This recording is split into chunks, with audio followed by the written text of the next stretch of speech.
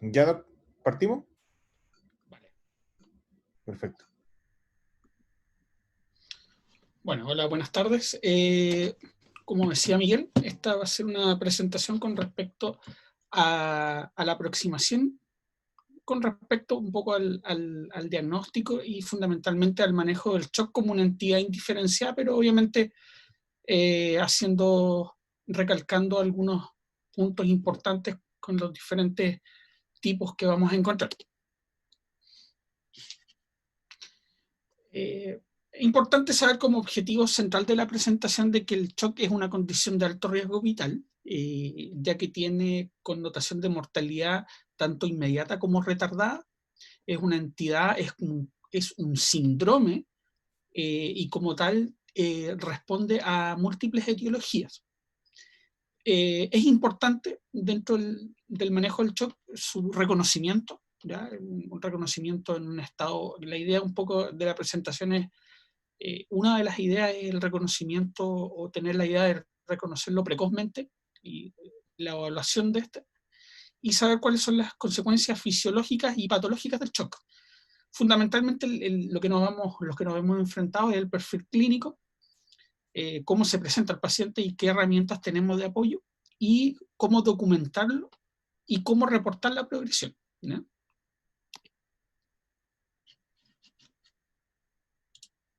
Entonces, lo que vamos a revisar hoy día va a ser algunas cosas fundamentales, lo que es la definición, cómo se clasifica, la fisiopatología dentro del diagnóstico y la evaluación, el manejo y la última diapositiva para un par de conclusiones, redondeando el tema. La definición del shock es bien operacional, ¿ya? Es un estado en que hay una perfusión tisular, los tejidos se perfunden de manera inadecuada. El eje está dado por una entrega, o más que una entrega es una utilización de oxígeno disminuida. Claramente hay un metabolismo anaeróbico en relación con el punto anterior. Y otra característica es que hay acumulación de tóxicos metabólicos. Pero fundamentalmente lo que va a girar en torno es la mala utilización del oxígeno a nivel tisular. ¿Cómo lo vamos a clasificar? Antes de entrar como a la fisiopatología fundamentalmente, el shock se va, hay 4 grandes entidades clínicas, ¿ya? El que se describió y donde están basados los estudios más importantes iniciales en la década ya de los años 30, es el shock hipovolémico. Posteriormente, bueno, fue creciendo el conocimiento con respecto al shock cardiogénico, que es una entidad muy importante. Asociado con el shock cardiogénico está el shock obstructivo, ya que los dos fundamentalmente el eje central es hay una falla de bomba, y el que actualmente es el que está mucho más reconocido y el que está en amplio manejo y en el desarrollo de nuevas técnicas, el shock distributivo, que su principal entidad es el shock séptico. De las causas de shock, bueno, en general son bastante conocidas. El distributivo, donde el más importante es la sepsis, el shock séptico, ya posteriormente viene el shock anafiláctico, el shock neurogénico que vamos a encontrar fundamentalmente en los pacientes con traumatismo raquimedular, el shock endocrino, que es menos frecuente, habitualmente en las insuficiencias suprarrenales o en la enfermedad tiroidea, la crisis addisoniana que se llama, y por tóxicos, fármacos, cuando hay intoxicaciones, por ejemplo, por beta bloqueadores o por bloqueadores de canales de calcio, utilización, por ejemplo, de vasodilatadores arteriales como el nitroprusiato, se puede provocar un shock distributivo farmacológico. El hipovolémico, fundamentalmente los hemorrágicos, tanto traumáticos, politrauma, los atraumáticos, que habitualmente es por sangrado gastrointestinal, lejos lo más frecuente, y los no hemorrágicos, que fundamentalmente son cuadros diarreicos, pérdidas de tercer espacio, en general donde hay depresión del volumen efectivo intravascular. El cardiogénico, bueno, lejos el más frecuente está dado por la enfermedad coronaria y sus manifestaciones agudas, el infarto con supranivel del ST, las miocardiopatías, la miocardopatía por estrés o el conocido Takotsubo, o las valvulopatías descompensadas. Y el shock obstructivo, que comparte algunos elementos con el shock cardiogénico, que está dado fundamentalmente por el taponamiento pericárdico, el tromboembolismo pulmonar masivo, que genera una obstrucción a nivel de la salida del ventrículo derecho, y el neumotórax a tensión, que hace una compresión extrínseca también a nivel en lo que es tanto el tracto de salida del ventrículo derecho, como a nivel, puede ocurrir también el tracto de salida del ventrículo izquierdo. Esos son como los 4 grandes grupos, y como lo vamos a ver más adelante, tienen un perfil hemodinámico y un tratamiento que obviamente es diferente.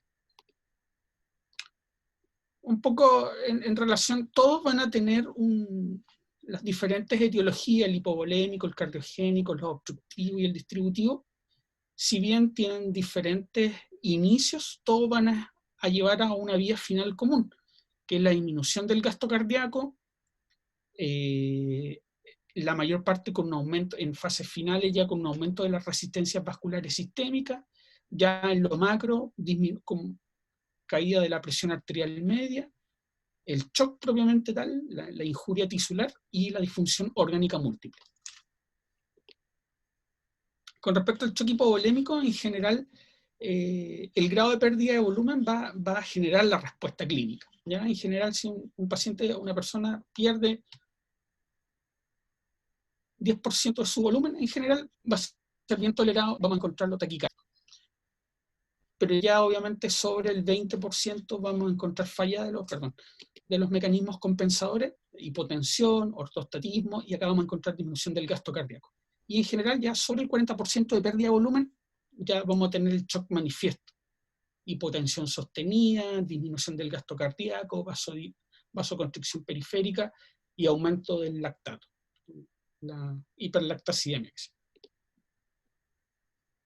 Un poco lo mismo, el correlato clínico de la hipovolemia, en general de la clase 3, de la clase 2 hacia arriba, después lo pueden revisar con calma, vamos a encontrar las manifestaciones clínicas más importantes.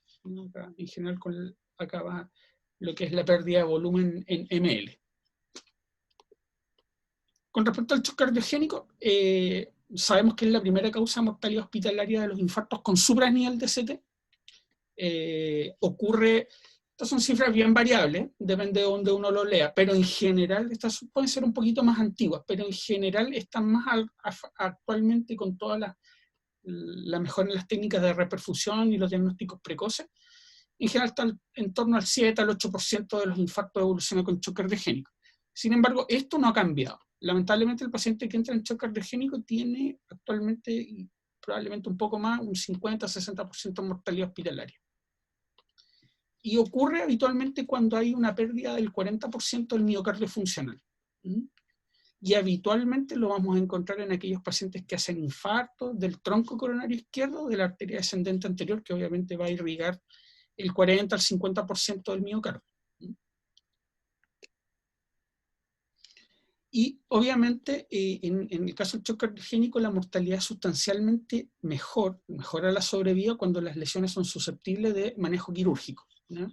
Por ejemplo, en aquellos casos donde hay patología de la válvula aórtica, la endocarditis infecciosa, la disección aórtica tipo A, que son patologías que tienen resolución quirúrgica, si se operan precozmente, probablemente la mortalidad baje alrededor del 10-12%.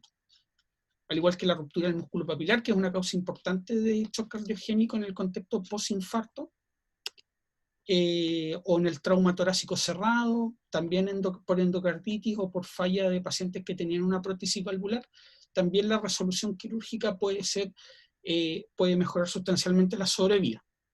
Al igual que otras complicaciones mecánicas, como vemos acá, que es la comunicación interventricular post-infarto, que también tiene un tratamiento curativo, una corrección quirúrgica. En general, el infarto del ventrículo derecho, que es una causa también de shock cardiogénico, en general es una complicación que va entre el 10 al 20% de los infartos de pared inferior. Por eso es siempre importante, pacientes con infartos de pared inferior, tomar derivadas derechas, más que nada porque uno se llega muchas veces sorpresa. Y en general si bien no hay muchas alternativas de tratamiento, responden muy bien al soporte hemodinámico. En general el infarto del ventrículo derecho aislado es muy raro. Y ahí es importante, cuando un paciente cursa con un infarto ventrículo derecho, un infarto inferior que uno piensa que se puede complicar con un ventrículo derecho, ver otras causas, que no haya un derrame pericárdico asociado, o que por ejemplo no vaya a haber una complicación mecánica asociada que podría estar representando también clínicamente un estado de shock, y no necesariamente el infarto per se estar dando las manifestaciones. Con respecto al shock obstructivo, en general va a depender su magnitud clínica, cómo llegue de choqueado el paciente, va a depender de cuál es la magnitud de la obstrucción del flujo sanguíneo, ¿ya? Por ejemplo, un paciente que no tiene una enfermedad de base, que su flujo sanguíneo pulmonar no tiene ninguna obstrucción y hace un TEP masivo agudo, probablemente el deterioro clínico va a ser en cosa de minutos. Rápidamente el paciente va a hipotensarse, dolor torácico, disnea, shock, paro. No así, por ejemplo, pacientes que uno ve habitual, que los puede ver, no tan frecuentemente, afortunadamente no lo ve tan frecuente, pacientes con tromboembolismo pulmonar crónico que presentan reagudizaciones, toleran mucho mejor, ¿ya? Entonces, es importante no solamente la magnitud, sino en cuánto tiempo se desarrolla. Igual que el taponamiento cardíaco. Uno ve, por ejemplo, pacientes que están en procedimiento y hacen un derrame pericárdico por una sonda, un marcapaso, o por una coronariografía, con pocos ml, ya sobre 50 ml de líquido pericárdico, hacen un paro. Se hipotensan y rápidamente al paro. Y hay otros pacientes que llegan con 2 a 3 litros de líquido en el pericardio, o sea, porque probablemente la progresión fue más gradual. Ya no solamente el volumen, sino también en cuánto tiempo se produce eso. Y también, obviamente, es importante si hay una enfermedad cardiopulmonar preexistente, que también, obviamente, va a hacer variar toda la evolución. Con respecto al shock distributivo, la característica principal es que hay una pérdida de la resistencia vascular periférica. Y las causas principales, como ya les mencionaba, el shock séptico, lejos el más frecuente, el anafiláctico, que es en relación con mediadores alérgicos, y el shock neurogénico que se ve fundamentalmente en el traumatismo raquimedular. Y a su vez el shock distributivo es la forma de shock que más contribuye a los otros elementos. Por ejemplo, no es raro, por ejemplo, que nosotros tengamos un paciente que se infartó, que hace un shock cardiogénico, se logra estabilizar en 2 a 3 días y se vuelve a choquear. Y uno lo evalúa y tiene parámetros de shock distributivo, porque probablemente se infectó y hace una sepsis asociada. ¿Ya? Entonces este es el que va acompañando al resto de los shocks. Con respecto a la fisiopatología, que es importante tener algunos matices, porque va a depender también de cómo vamos a encontrar al paciente, cómo lo vamos a evaluar, y muy de la mano de eso va a ver cómo lo vamos a manejar. En general, como ya le había mencionado, siempre, en general, el sistema, la entrega de oxígeno a nivel celular y más allá mitocondrial, siempre está como al límite. En general, como podemos ver acá, el consumo de oxígeno siempre va a superar un poco a la entrega de oxígeno. No sé si superarlo, pero van a tener una relación bien dependiente, ¿ya? Sin embargo, con todo lo que yo les había mencionado, se produce por múltiples factores. Todas estas causas van a desembocar en isquemia celular, va a haber obviamente inflamación independiente de cuál sea la causa del shock, y hay injuria de reperfusión. Y todo eso va a generar injuria a nivel celular, y más allá va a actuar a nivel de la función mitocondrial de la célula, que es al final donde llega el oxígeno para hacer el ciclo de fosforilación y el que lleva como el motor de la célula fundamentalmente. Lo que ocurre en el shock es que el consumo aumenta mucho la demanda de oxígeno, y si bien la suplementación puede incluso, bueno, acá el esquema lo muestra que disminuye, pero uno puede administrarle oxígeno, hay una alteración fundamentalmente en el consumo de oxígeno, oxígeno celular, que baja de manera muy importante. Y eso obviamente va a llevar a diferentes consecuencias. Acá, repitiendo un poco lo anterior, como de los hechos más importantes de los diferentes tipos de shock, por ejemplo, falla de bomba, hipovolemia, shock distributivo o disminución del tono vascular, vamos a llevar a una cadena, a una espiral del shock que se llama, que es lo que más adelante vamos a traer de nuevamente a la palestra, que es lo que hay que evitar, que el paciente caiga en este shock, esta escalada del shock, porque esto lleva a un metabolismo anaeróbico y a lo que lleva fundamentalmente a acidosis, hipercalemia, metabolitos tóxicos, que generan el daño endotelial y la muerte del tejido. Y eso lleva al síndrome de disfunción orgánica múltiple que conocemos. Y eso obviamente lleva a un estado en que muy pocos pacientes lamentablemente pueden salir adelante. Aquí un poco repitiendo lo mismo, más en relación con lo que es la infección. Los marcadores proinflamatorios, que no son exclusivos de la infección, sino que todos como repito, los otros shocks también provocan inflamación y que genera todo esto, isquemia tisular, hipoperfusión, y lo que va a llevar a compromiso cardiovascular, incapacidad para mantener la homeostasis, apoptosis celular, lesiones en los órganos, etc. Y eso está dado fundamentalmente porque para mantener la perfusión en los tejidos necesitamos tener una adecuada performance cardiovascular, con una adecuada función cardíaca, manteniendo un adecuado retorno venoso, teniendo una función vascular y microvascular también conservada, que haya una adecuada entrega de oxígeno y que a través de las células se pueda difundir bien, y que eso a su vez a nivel de la mitocondria, porque esto al final el choque, más que a nivel celular, es una enfermedad mitocondrial, que tenga un adecuado metabolismo energético celular. Un poco en qué nos basamos para hablar de performance cardíaco. Fundamentalmente el corazón, en forma bien básica, requiere 3 cosas importantes para trabajar bien. La precarga, que es el volumen que nosotros le entregamos, la función del músculo del corazón, que tiene que ver tanto con la fuerza que genera el corazón, y que eso está dado fundamentalmente por las resistencias vasculares sistémicas y por la distensibilidad de las fibras, y la precarga, que tiene que ver un poco con las resistencias vasculares sistémicas. Eso es lo que todo va a generar, a modo resumiéndolo, la presión arterial y lo que va a llevar de forma macro la sangre, la perfusión hacia los diferentes tejidos. Por eso es importante que tengamos, como lo mencionaba, que tengamos una buena función de bomba. El flujo sanguíneo en el shock, por eso es importante mantener una buena presión arterial, ¿ya?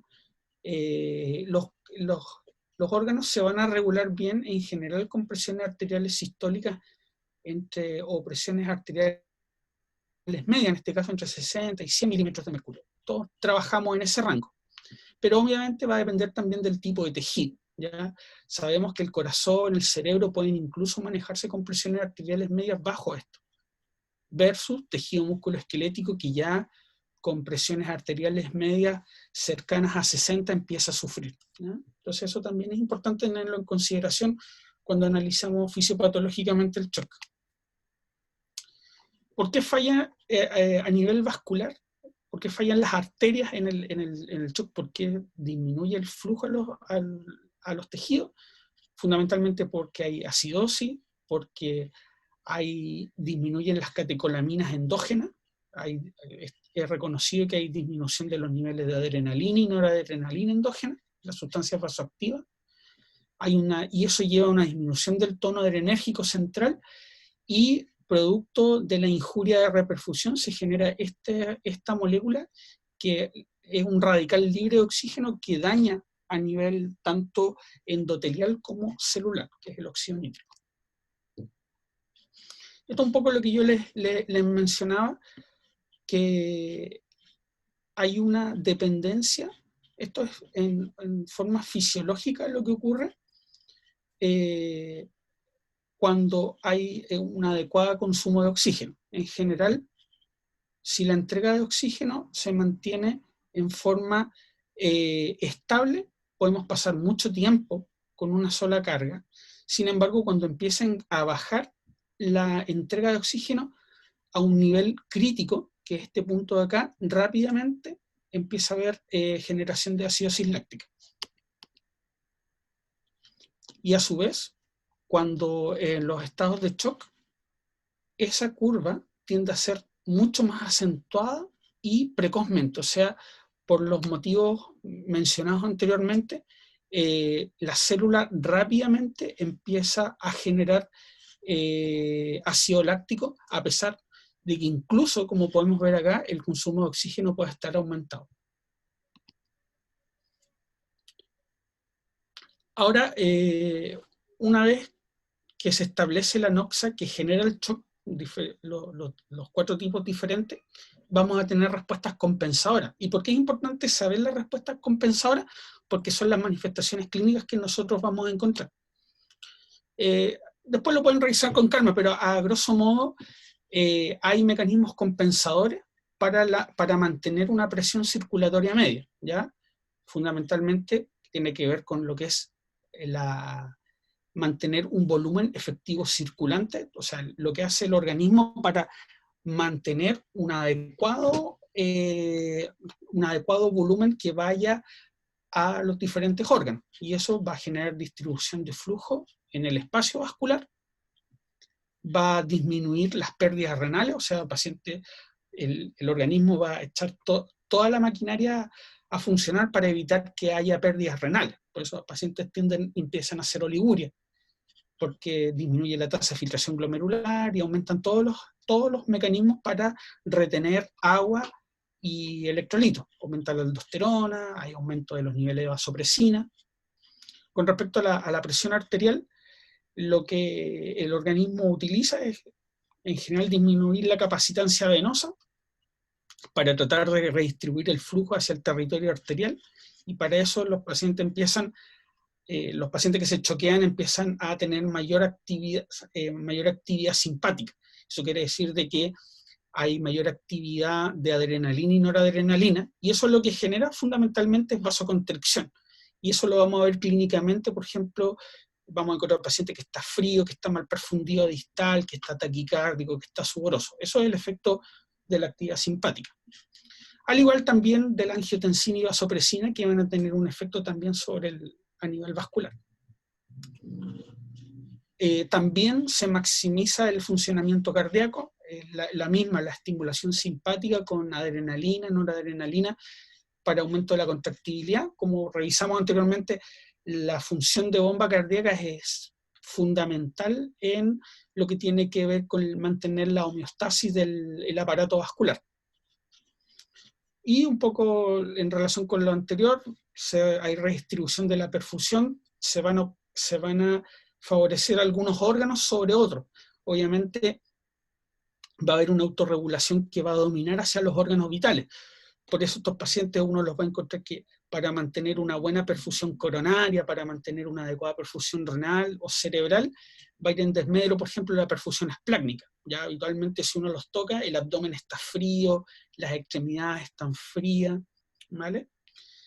Y también se optimiza la entrega de oxígeno a nivel tisular, que si bien podemos tener mucho oxígeno en la sangre, la célula no la acepta. Y eso el organismo trata de corregir la acidosis, por eso empiezan a tener taquipnea, empiezan a respirar más rápido para poder eliminar el CO2, que a su vez se convirtió el ácido, lo transformó en CO2, y echa manos a antipiréticos endógenos como para el manejo también de la fiebre que acompaña. Un poco lo pueden revisar con calma, es un resumen bien detallado de todos los mecanismos compensatorios que se echan a andar en el momento que se establece el shock. Estos mecanismos compensadores, como que se establecen una vez que está instalado el shock, en un inicio van a tener, lo que buscan es tener un efecto beneficioso. Sin embargo, cuando se perpetúan en el tiempo generan disfunción orgánica. Y eso es lo que vamos a diagnosticar cuando nuestro paciente llega a la unidad de paciente crítico, ¿ya? Y en general son varios los órganos que van a verse afectados, unos más precoces que otros, fundamentalmente cuáles se van a afectar antes, los que son un poco víctimas de estos cambios en la perfusión. Entonces lo que vamos a encontrar fundamentalmente rápidamente pacientes, que yo creo que lo vemos de regla, ilioparalítico, porque obviamente no hay adecuada circulación esplácnica, falla hepática, rápidamente estos pacientes hacen fiebre, independiente cuál sea la causa, porque traslocan, obviamente como hay menos perfusión hacia al intestino, la barrera inmunológica del intestino se pierde y esas bacterias que están en el intestino pasan al torrente sanguíneo. Después, con el paso del tiempo, empieza a haber falla renal aguda, los pulmones empiezan también con alteración a nivel de la microvasculatura, distrés respiratorio, y daño cerebral, encefalopatía, los pacientes se desorientan, empiezan o tanto hipo como hiperactivos, hacen edema cerebral, y ya más avanzado, inestabilidad hemodinámica que no corrige con las medidas instauradas. Acá un poco más detallado, en general, los 5 principales órganos que se afectan: sistema nervioso central, corazón, sistema respiratorio, renal, por injuria renal aguda, que habitualmente es multifactorial. Y lo que le da el sello a la sepsis es lo que antes conocíamos como la necrosis tubular aguda. Gastrointestinal, con diferentes tipos de manifestaciones, como les mencionaba, ilio, gastritis erosiva, pancreatitis aguda por hipoperfusión, colecistitis aguda sin cálculo, alitiásica, hemorragias digestivas, hemorragias colónicas, estos pacientes empiezan a sangrar, y la translocación bacteriana. El hígado propiamente tal, hepatitis isquémica, colestasis intrahepática, coagulación intravascular diseminada. En lo metabólico los encontramos hiper o hipoglicémicos, severamente hipoglicémicos, va de la mano mucho también del daño, el compromiso hepático, con los triglicéridos empiezan a aumentar también, y el sistema inmune obviamente son susceptibles a adquirir otras infecciones o otras alteraciones. bueno, una vez teniendo claro como la fisiopatología y las manifestaciones compensatorias, vamos de lleno a lo que tiene que ver con el diagnóstico propiamente tal y cómo evaluamos a estos pacientes. Como yo les había mencionado, siempre este es un síndrome, entonces tiene un componente clínico muy importante, ¿ya? Y el diagnóstico primario siempre es importante tenerlo bien instalado de que el diagnóstico es clínico, ¿ya? Vamos a encontrarlo a un paciente taquicárdico, taquipneico, oligúrico, lo vamos a encontrar delirioso, confuso, ¿ya? Y lo vamos a encontrar lo más importante es que lo vamos a encontrar con signos de hipoperfusión periférica, ¿ya? Y en ningún momento del diagnóstico primario hablamos de la presión arterial, ¿ya? O sea, no hay que esperar que el paciente esté hipotenso para hablar de shock, sino que hay que tratar de un poco llegar antes a la situación a que el paciente esté hipotenso, ¿ya? Lo vamos a encontrar moteado, ¿ya? Con un llene capilar enlentecido, por eso es importante fijarnos en eso. El llene capilar es un parámetro actualmente muy importante y el patrón de moteado también de la piel, que es un signo clínico que uno rápidamente lo puede ver, está a fácil acceso y que da una información muy importante. Y ahí tenemos que diferenciarlo entre aquellos pacientes que llegan hiperémicos y que llegan tibios, ¿ya? Que también están choqueados, pero están en otro estado del choque. Eso también es importante. Acá yo le quería mostrar esto que un poco habla del llene capilar, ¿ya?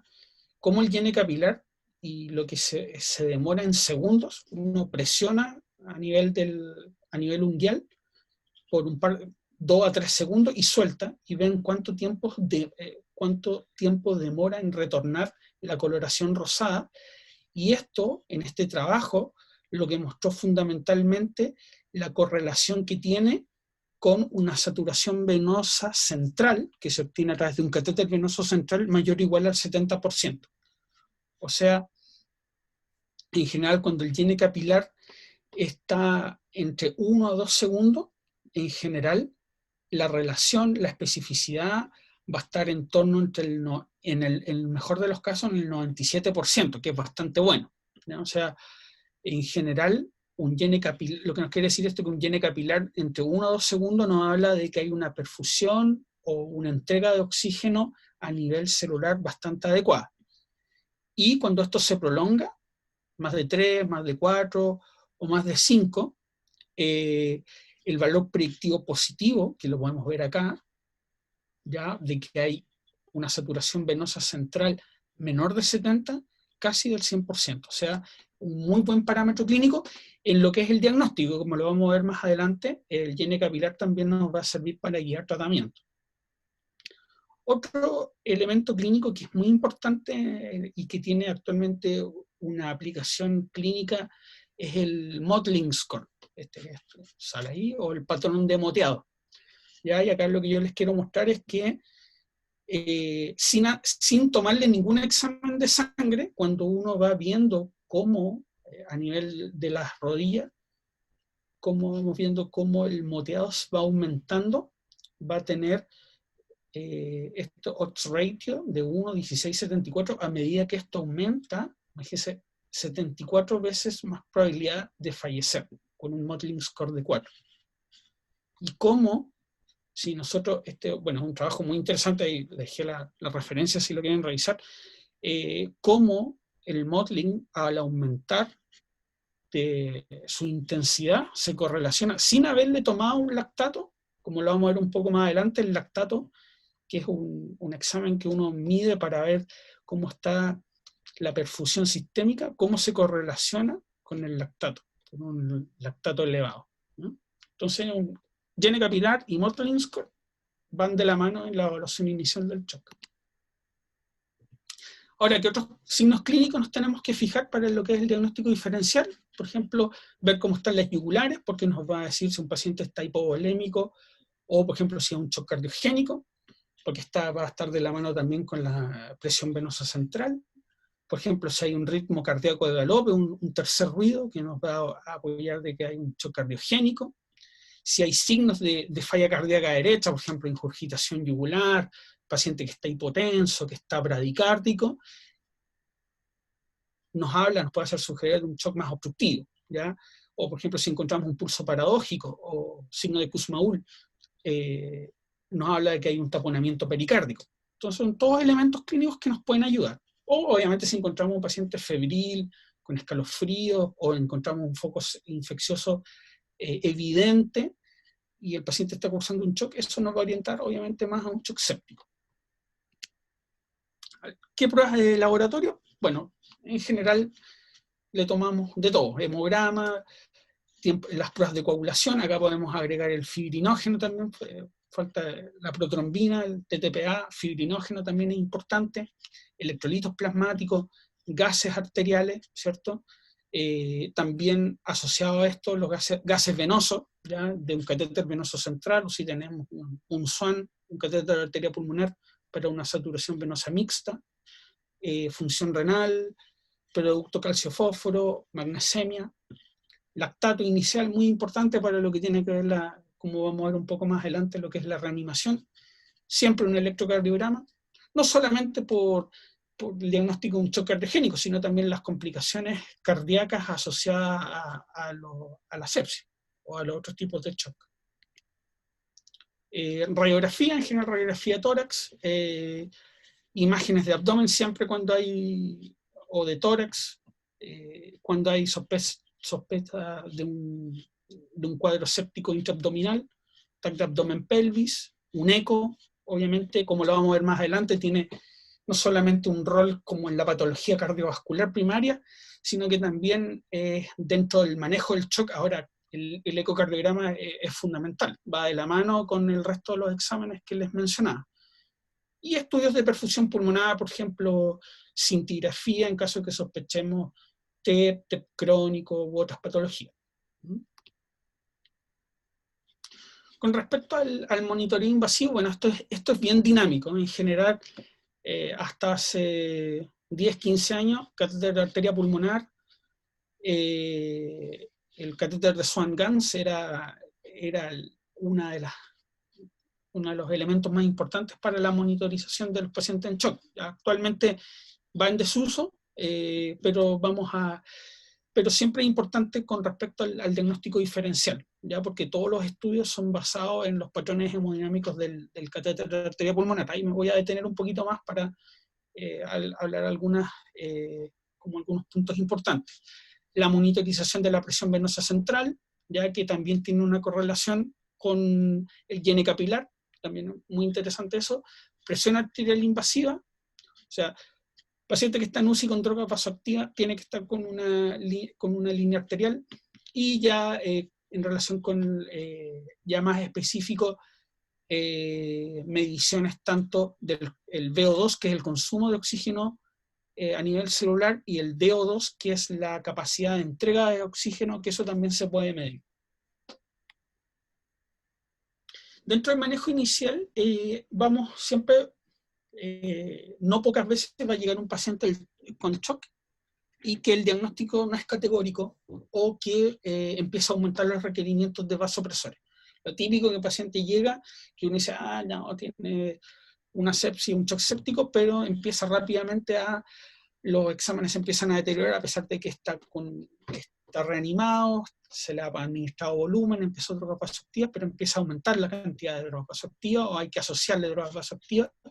Entonces, en estos casos, en general, uno debería recurrir ya sea al ecocardiograma, ya, porque nos va a permitir, se lo voy a detallar un poquito más adelante, ver algunas cosas que son súper importantes dentro del diagnóstico diferencial. Estaremos frente a un paciente capaz no está choqueado y está aumentando sus requerimientos de drogas vasoactivas, o el lactato está aumentando porque se taponó, ¿ya? Entonces por eso es importante ver el pericardio.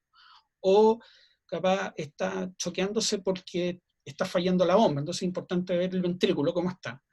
O, por ejemplo, tiene una estenosis aórtica severa, o, por ejemplo, tiene una CIB y por eso está hipoperfundido. O tener, por ejemplo, un catéter de arteria pulmonar, porque nos va a servir un poco para lo mismo, ver cómo está el gasto cardíaco, nos va a permitir hacer mediciones, cómo está la entrega de oxígeno.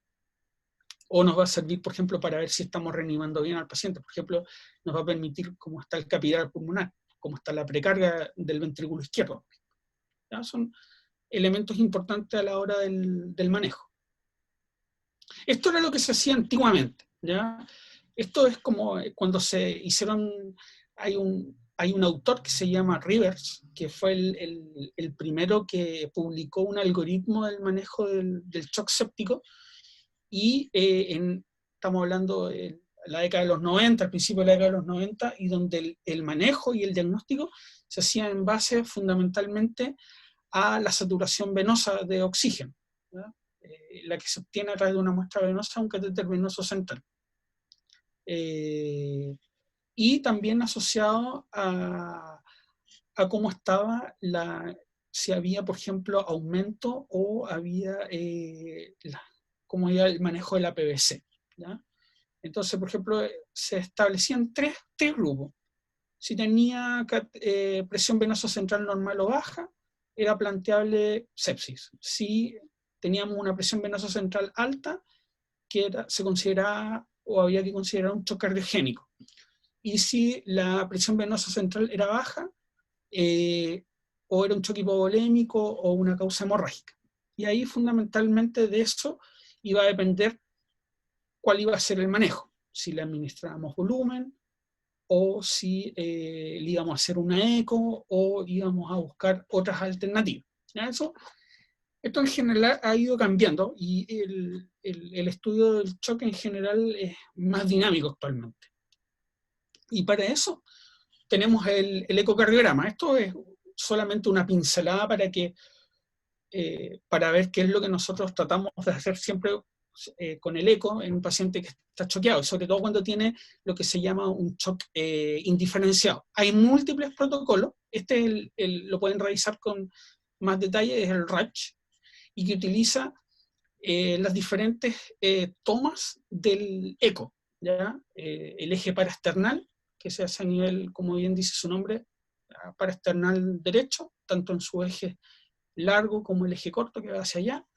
La imagen subsifoidea, que yo creo que es la más importante con el manejo inicial del shock, y es la que muchas veces uno tiene más a mano, porque el paciente está, como está taquipneico, o está un poco agitado, o muchas veces está incómodo hacerlo en la cama del paciente. Hacer estas otras proyecciones es difícil, pero la subsifoidea habitualmente nunca falla. Y el apical de 4 cámaras, que es el C, que es para ver en su totalidad la función de bomba del corazón. Y acá, ¿qué es lo que hacemos esta es la sigla, que es el Rapid Ultrasound Shock. Ese es el protocolo ROCH, que es el que más utilizamos. ¿Y qué es lo que vamos a buscar? Falla de bomba, el tanque, que se dice que es cómo está el llene, cómo está el volumen efectivo circulante, y pipes, que son como las tuberías, ¿ya? Para ver cómo están las arterias. Esas son las tres más importantes. Y acá un resumen de qué es lo que nosotros vamos a ver, lo que les decía, un paciente que está choqueado y que fundamentalmente el paciente que no nos está respondiendo bien a las maniobras iniciales, descartar, por ejemplo, que no esté con esto, porque es un taponamiento cardíaco, que está con harto derrame pericárdico, ¿ya? Eso lo vemos, es una visión de un eje paraesternal largo. O, por ejemplo, o que este paciente está taponado. Acá vemos que el ventrículo derecho está colapsado. Eso lo vemos en el subsifoideo, acá donde está al lado del hígado. Vemos este tremendo espacio que vemos que está colapsando en diástole al ventrículo derecho. O, por ejemplo, acá un paciente que hizo un TEP masivo y que el ventrículo derecho es todo esto y que el ventrículo izquierdo está así, casi sin capacidad de distenderse. O sea, tiene un colapso diastólico del ventrículo izquierdo por un tromboembolismo pulmonar masivo. ¿Cómo evaluamos lo que decía el tanque, el volumen? Fundamentalmente nos van a escuchar decir cómo está la cava. ¿Ya? Habitualmente la cava va a tener una correlación muy importante con la precarga o cómo se está llenando la aurícula derecha, ¿ya? Entonces, si nosotros, por ejemplo, vemos y esta mide, en general, la cava debería medir 1 centímetro. Si encontramos esta cava que mide menos de 1 centímetro y que nosotros le pedimos al paciente que inspire y se colapsa, eso quiere decir de que probablemente la presión venosa central o la presión de la aurícula derecha está bajo 8, ¿ya? Que lo normal sería entre 8 y 12. Entonces esta es una forma rápida de evaluar cómo está la precarga, y podemos administrarle volumen y repetir el examen y ver si el paciente ha ido respondiendo. Pues son medidas dinámicas que son muy importantes. Y esto es lo que se dice el sniff test, que uno le pide al paciente que haga una pequeña inspiración y ver cómo si esto se colapsa o no. Esto, por ejemplo, es un paciente que vamos a encontrar con un shock cardiogénico, con una causa, o no respondedora a volumen. Esta es una cava que mide por lo menos 15 o 18 milímetros, ¿ya? Y que si lo hacemos inspirar, no va a cambiar en su diámetro. Entonces eso quiere decir que este paciente probablemente no va a responder a volumen. Entonces por eso es importante, el eco nos permite hacer una evaluación en forma global rápida. Y acá un poco resumen qué es lo que nos permite, un poco el catéter de Swan-Ganz versus el ultrasonido. En general, obviamente el eco nos permite ver mejor cómo están el tamaño de las cámaras cardíacas, cómo está el estado contráctil, la función de las válvulas, detectar si, por ejemplo, hay una comunicación interventricular o si hay enfermedad pericárdica, ¿ya? Eso es superior al catéter de arteria pulmonar. Con el SWAN uno igual lo puede estimar, pero es más difícil, ¿ya? Más difícil.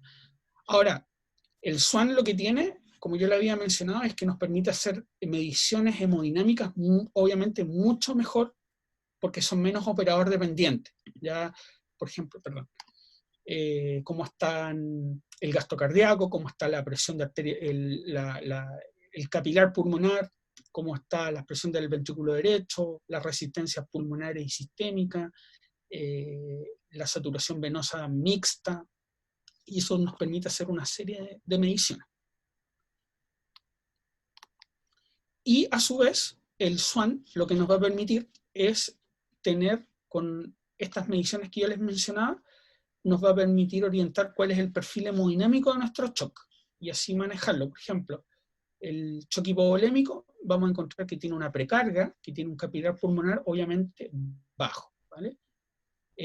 Va a tener una función de bomba, probablemente como hay una precarga, llega menos sangre al ventrículo izquierdo, también va a tener una función de carga, una función de bomba disminuida, o puede ser normal incluso, si es que él ha compensado, y una resistencia vascular sistémica o una poscarga aumentada, con una perfusión tisular disminuida. El shock cardiogénico, como sabemos, va a tener precargas muy altas, ¿ya? Capilares pulmonares habitualmente lo que se habla sobre 18, más cercano a 20. Función de bomba a través de los diferentes métodos disminuida, y una precarga también aumentada, fundamentalmente porque va a estar todo el shock manifiesto, va a estar la vasoconstricción periférica, y perfusión tisular también disminuida. Y el shock distributivo que vamos a tener, va a haber una mezcla de cosas. Va a tener una precarga disminuida, fundamentalmente porque va a haber mucho líquido o mucho volumen que se va a haber ido hacia el intersticio. Va a tener una función de bomba aumentada porque va a estar con una compensación, una precarga también que va a estar disminuida porque va a estar vasodilatado, y una perfusión tisular que habitualmente, esto es bien variable, pero en general vamos a encontrar en los estados iniciales un paciente que está tibio, que está con un llene capilar de menos de 1 segundo, porque va a estar con un flujo muy aumentado y tal, pero eso no quiere decir de que haya una buena utilización de oxígeno periférico. Y una vez teniendo claro esto, vamos de lleno a lo que es el manejo, ¿ya? Teniendo claro cómo diagnosticamos, qué elementos tenemos para el manejo. Bueno, el manejo inicial bien estándar, ingreso UPC, inicialmente acceso venoso periférico. Si el paciente rápidamente invadirlo, catéter venoso central, línea arterial, electro, oximetría de pulso. En general esto es como lo estándar. Y empezamos rápidamente con el soporte. A medida que se va haciendo esto, vamos haciendo soporte hemodinámico y le vamos haciendo lo que van a escuchar muchas veces y que es muy importante, perdón, que son las pruebas de volumen, ¿ya? ¿Y cómo las vamos a hacer? Se los voy a explicar un poquito más adelante. Y bueno, esto lo da como en forma separada, pero yo creo que uno lo va haciendo paralelo, que son iniciar vasopresores en caso de que no haya respuesta a volumen. Pero en general, mientras uno espera la respuesta al volumen, va partiendo los vasopresores. Y ahora es importante tener presente esto para ver cómo vamos a manejar los pacientes, porque como yo les mencioné, por eso es importante tener claro la fisiopato. Vamos a tener problemas de volumen, obviamente por los diferentes, tanto por pérdida o por redistribución de flujo. El volumen lo vamos a manejar obviamente con fluido o con transfusión, ¿cierto? El tono de los vasos, que habitualmente vamos a encontrar en el shock séptico sobre todo, o los shock cardiogénicos que se han ido complicando, vamos a encontrar tono de los vasos disminuidos, y vamos a utilizar vasopresores, y para la función de bomba nos vamos a ayudar en lo que es los inótropos. Entonces esos son como los tres grupos principales del manejo. ¿Qué vamos a administrar de volumen? En general, cristaloides, ¿ya? Y para eso tenemos nuestro fisiológico al 0,9% o la solución de Ringer, que es un cristaloide no balanceado, que se llama. En general, la ventaja que tiene el Ringer sobre el fisiológico cuando se utiliza mucho volumen es que el fisiológico genera, como le estamos administrando sodio y cloro, genera acidosis metabólica hiperclorémica, versus que la solución Ringer no genera acidosis metabólica, pero puede provocar hipercalemia. Ese es el problema. Coloides en general, antes se utilizaba mucho Hemacel y otros, en shock ya no se utilizan, pero sí la albúmina como para tratar un poco de evitar la sobrevolemización con fisiológico y las consecuencias que eso puede tener. Habitualmente uno puede utilizar con albúmina para aumentar un poco el poder oncótico.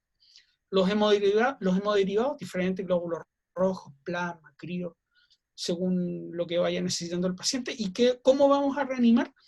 Cuando un paciente tenemos claro que es un shock séptico, lo que las recomendaciones internacionales nos dicen, 20 ml por kilo de cristaloides a pasar en 1 o 2 horas. ¿Ya? O sea, paciente de 70 kilos más o menos, 1,5 litros, sin pensarlo, en 1 hora, 1 hora y media a pasar.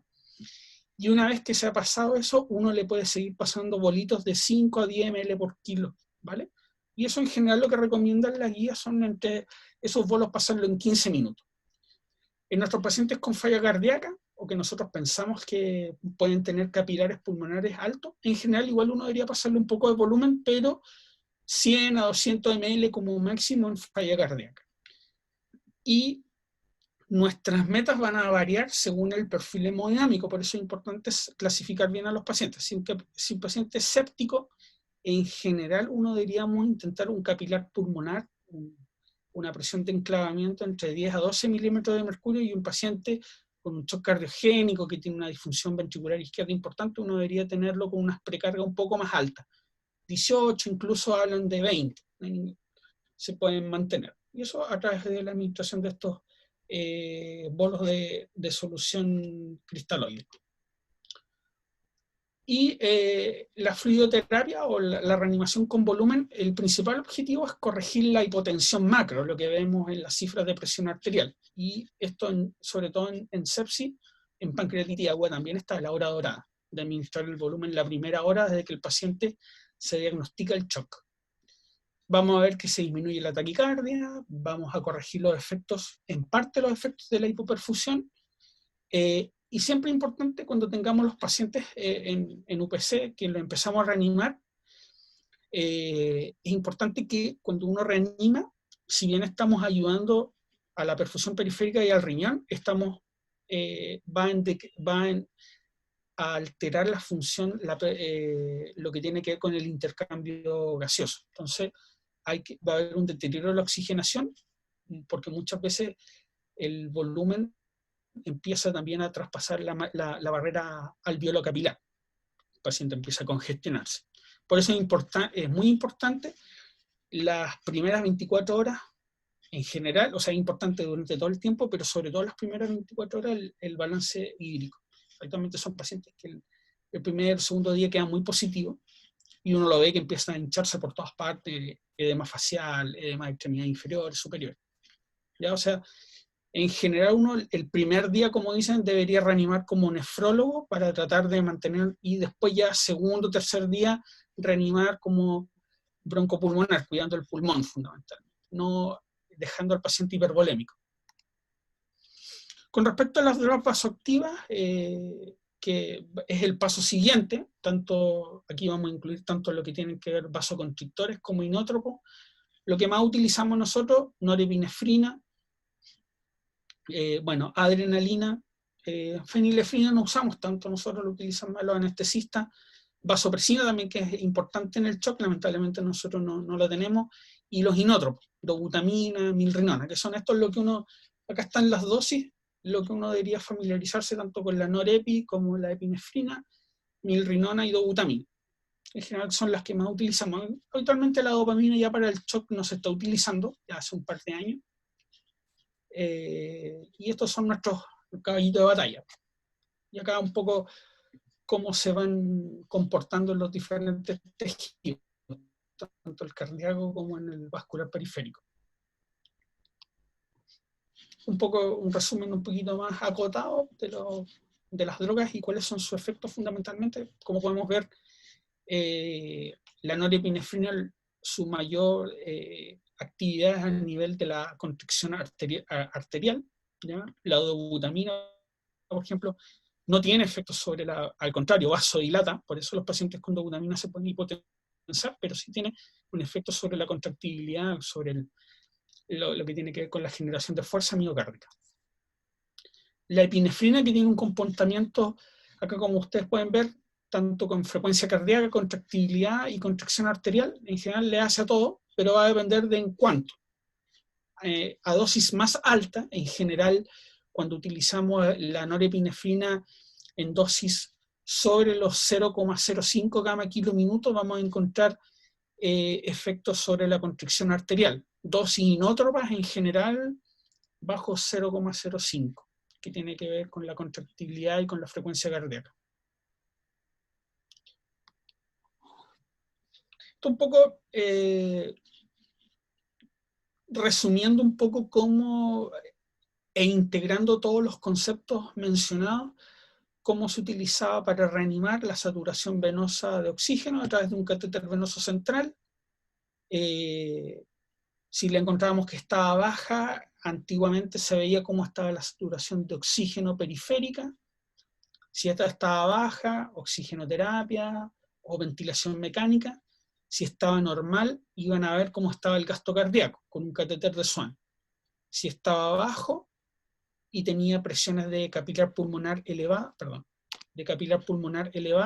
inótropo. O si estaba hipovolémico con presiones de capilar pulmonar baja, volumen, y así.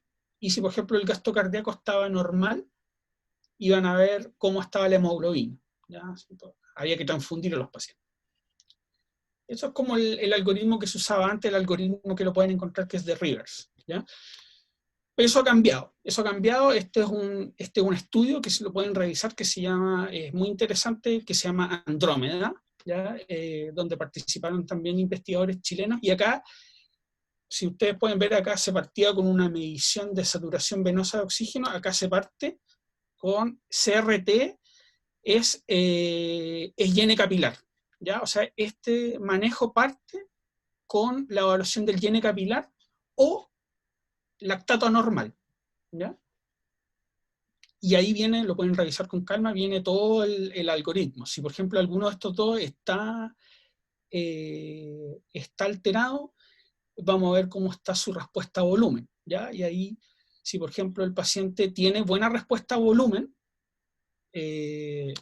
se le sigue administrando volumen. Si el paciente tiene mala respuesta a volumen, o sea, quiere decir que, por ejemplo, se le administra 1,5 litros, lo que yo les mencionaba, 20 ml por kilo, y la presión arterial sistólica no aumenta de 10 milímetros de mercurio, el paciente se toma como no respondedor y fundamentalmente va a una prueba de vasopresor, ¿ya? Y ahí va, y posteriormente si el paciente no responde a vasopresores, va a un test con inódromo, ¿ya? Y así va, y se va reevaluando en forma constante cada paso a través de perfusión periférica y los niveles de lactato. En general, el lactato uno debería medirlo a las 2 horas y a las 6 horas de las medidas instauradas. Entonces, nuestros objetivos, en general, si bien lo anterior es como lo que uno debería optar, siempre es importante tratar de mantener a los pacientes con un buen soporte hemodinámico macro, sabiendo las limitaciones que esto tiene. PAM sobre 60, que obviamente va muy de la mano de cómo va el llene capilar. Por eso es importante un concepto que se está acuñando ya hace un par de años, que es como la hipotensión permisiva. Pacientes que están con PAM de 55, 50, pero uno los ve tibio, llene capilar conservado, están vigiles, están totalmente asintomáticos, examen de laboratorio, bueno, uno se queda tranquilo. O si tenemos un catéter de Swan, ver cómo está el capilar pulmonar, teniendo una meta de un índice cardíaco sobre 2, que el paciente esté ya independiente cuál sea la vía de ventilación, esté saturando sobre 92%, no hay que ir a la hiperoxia, tenerlo en 100% no es bueno. Recientemente salió un trabajo que los pacientes que tienen saturaciones sobre 93% por más de 16 horas tienen mayor incidencia de isquemia intestinal, por eso es importante evitar la hiperoxia. Y obviamente, esto yo creo que es lo más importante, disminuir el lactato, mantener un adecuado débito urinario, que en general en shock es sobre 0,5 a 1 ml por kilo hora, revertir la encefalopatía y obviamente mejorar la función renal y hepática. En el shock hipovolémico propiamente tal, reemplazar glóbulos rojos, plasma, cristaloides según lo necesario y obviamente identificar las fuentes del sangrado, estudio endoscópico, angiografía en aquellos casos que hemos visto que por ejemplo no podemos resolver con endoscopía, estudio con imágenes para ver si hay alguna lesión, por ejemplo neoplásica que pueda estar generando sangrado a nivel digestivo, que es lejos lo más frecuente.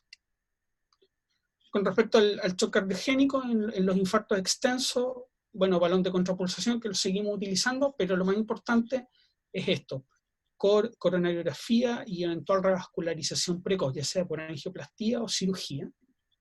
En el caso de los infartos de ventrículo derecho, reanimar con volumen inótropo, y cuando sospechamos una complicación mecánica de un infarto, eco precoz, eventualmente un cateterismo si es que no tenemos eco, y cirugía correctiva de urgencia.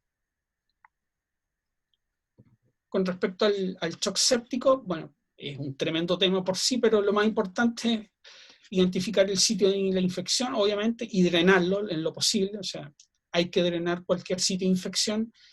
Lo más importante, y lo que está demostrado en los estudios, antibiótico en forma precoz. Pero obviamente previa toma de cultivo y todo el soporte que hemos conversado.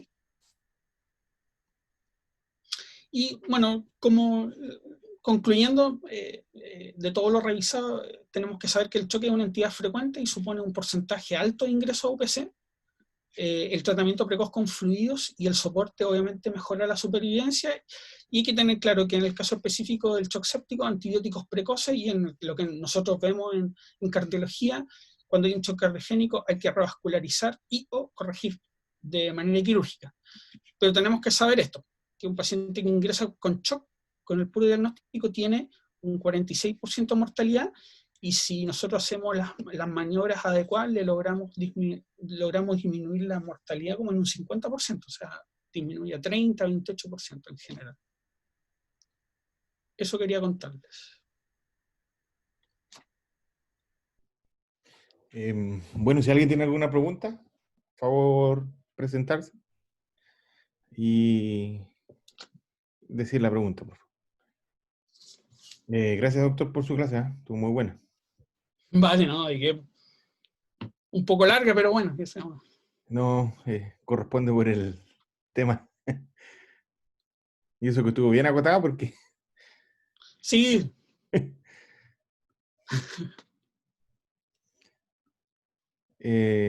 Bueno, yo tengo una consulta. Sí, dime nomás. Bueno, leyendo por ahí, hace 2, 3 años aprox, ya se me olvidó los estudios. me parece mucho que comparaban el ácido láctico, el lactato, con la saturación venosa. Y hay veces que eh, principalmente, bueno, lo que decía que principalmente la saturación venosa era mejor predictor de la reanimación de los shock con respecto al lactato. No sé si... Claro, lo que pasa es que el problema del lactato, bueno, esto es siempre un tema de debate. El lactato tiene, o sea, lo que voy que paciente que llega con lactato elevado no siempre es por sepsis, ¿ya? Ujú. Muchas veces, por ejemplo, porque hay una hiperlactacidemia tipo A, que es la que está asociada a la sepsia, hay una hiperlactacidemia tipo B, que está asociada fundamentalmente a grosso modo, como una disminución del clearance del lactato, que tiene que ver fundamentalmente a nivel hepático. Entonces, por ejemplo, pacientes con daño hepático crónico o que llegan con un hígado de shock, probablemente el lactato,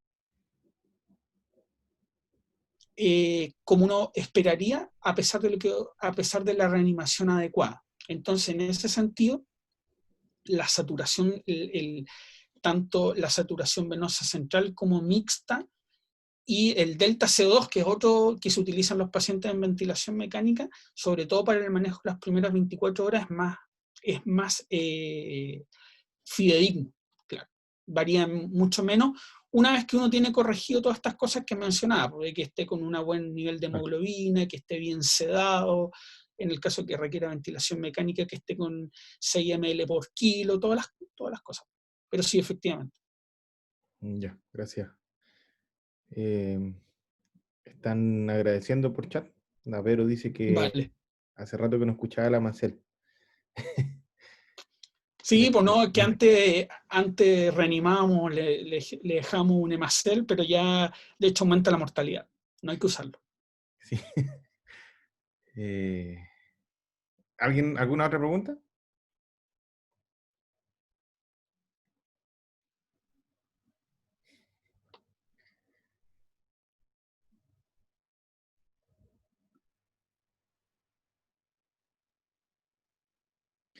El volumen ya tampoco se está usando, ¿por cierto?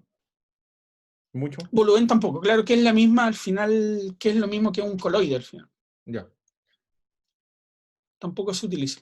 Volumen, ni hemacel, ya. fisiológico, Ringer. y de hecho lo que, bueno, y siempre está la gran discusión de con qué reanimamos, si con solución fisiológica o con ringer. Eh, a mí personalmente encuentro que el ringer, me acomoda más el ringer, no genera, como te decía, tanta acidosis hiperclorémica. En general es lo que se llama una solución salina equilibrada, ya no tiene tanto cloro. Entonces genera menos, un típico que uno empieza a administrar suelo fisiológico, le controla los gases y empieza a encontrar que el bicarbonato empieza a bajar. Entonces es un tema de gusto, pero en general no hay ninguna diferencia. Pero sí, claro que tiene que ser cristaloide. Ya, perfecto. Yo al menos no tengo ninguna otra pregunta. Yo, No sé, hola, ¿quién? aló, hola, Solange. Te escucho. hola, soy Solange. Sí, hola. Hola, una pregunta es que nosotros lo hemos visto cuando estamos, por ejemplo, en pacientes ECMO, se usa harto el tema de la albúmina, pero existe como una corriente de la dilución de albúmina, que yo no sé si Claro, hay, exactamente. cuál es el estudio, si es mejor o no es mejor. Nosotros, como enfermeros de ECMO, como que no nos gusta esa solución porque es un caldo Se cultivo, va a utiliza empezar. mucho. Claro, pero se usa harto esta dilución de 5 o 10 frascos de albúmina en 1000 y de ahí Exacto. vas pasando un poco. ¿Cuál es tu opinión respecto a eso? Y lo No, otro yo lo es encuentro solo un que, comentario. Dime, no, ¿sí? es súper buena pregunta. Yo, de hecho, por ejemplo, en Santiago, cuando yo estaba haciendo la beca cardio, se utilizaba mucho las soluciones con las mezclas con albúmina. Efectivamente, hay una corriente de que habla de que es como decía, en este tema de la reanimación con volumen, hay varias corrientes, pero hay una, los intensivistas la utilizan mucho, y que en la teoría tiene buena respuesta, sobre todo para evitar que el paciente se congestione tanto y que este volumen se mantenga más tiempo. en general utilizan soluciones al 20 o al 10% de soluciones con albúmina. Sí. Yo creo que es una buena alternativa.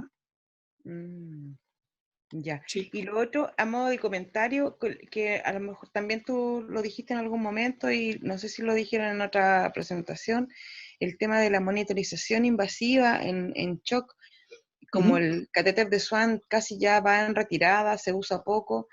Claro. En otras unidades de intensivos se usan otros sistemas de monitorización Sí, pues, que permiten mediciones mucho más exactas sobre el panel del pulmón para saber si falta aporte realmente de exacto. volumen o no. Entonces, Claro, bueno, están todos estos temas, claro, el vigileo, por ejemplo, el que es para vigileo, lo claro, que claro, vigileo y está PICO. todo, El el PAICO está PAICO, que es para la medición como el agua extrapulmonar, que es una muy buena herramienta, igual, sí. el PAICO lo Sí, de tengo todas en maneras. Hay UCI, yo lo he visto a mí me tocó en una UCI en Santiago ver el PAICO y aporta realmente, y bueno, y está todo también la monitorización de las constantes dinámicas, pues el delta PP, que también es otro tema que se utiliza mucho, Mm. efectivamente. Sí, el PAICO lo Que tenemos utilizan, bueno, sobre todo el vigileo que utiliza es mucho más simple que el SWAN en el sentido de toda la logística. Yo tengo otra consulta. Ujú. Hace un tiempo atrás igual lo conversamos en turno, pero todavía no me queda muy claro porque lo trataba de buscar y no encuentro mucha información sobre eso. Con respecto a la acidosis de los pacientes en general, con la utilización de la adrenalina, la noradrenalina que disminuye su efecto. Ujú.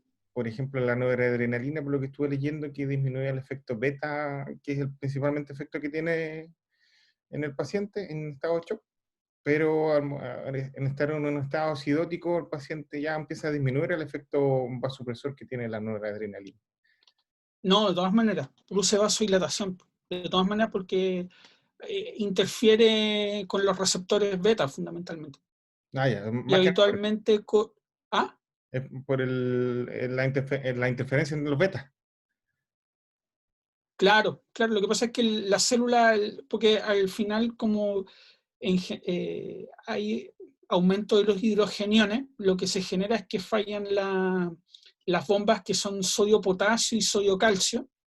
Se empieza a acumular calcio intracelular y la célula se hace no respondedora, y como el receptor beta utiliza segundos mensajeros, ese se inhibe. Entonces, por eso la acidosis tiene un efecto vasodilatador Ah, ya, y bradicardizante. perfecto. Gracias. Claro, es fundamentalmente por eso. Por eso uno siempre, bueno, ese es otro tema, pues, ¿cuándo manejar la acidosis metabólica? ¿Con qué parámetro? Habitualmente, en general, lo que te recomiendan es que si tiene un pH bajo 7.1 o un bicarbonato menor de 12, uno debería empezar a sustituirle el bicarbonato. En general, uno yo creo que empieza un poquito antes. Mm. Perfecto. Yo al menos no tengo ninguna otra duda. Como dije nuevamente, muchas gracias por su tiempo. En el chat igual, No, por favor. todos agradecidos por la Encantado. clase. Muy buen tema este. Exactamente. Como dije anteriormente, se resumió harto porque es un tema para grande, sobre todo Sí, en el cardiogénico y en el séptico. exactamente, que eso al final lo que uno más ve. Exactamente. Sí. Damos por finalizado la clase de hoy. Muchas gracias, doctor, Ya, nuevamente. porque que esté muy bien y bueno, cualquier consulta siempre disponible. Muchas gracias. Nos vemos. Que estén bien. Nos vemos. Saludos. Chao, chao.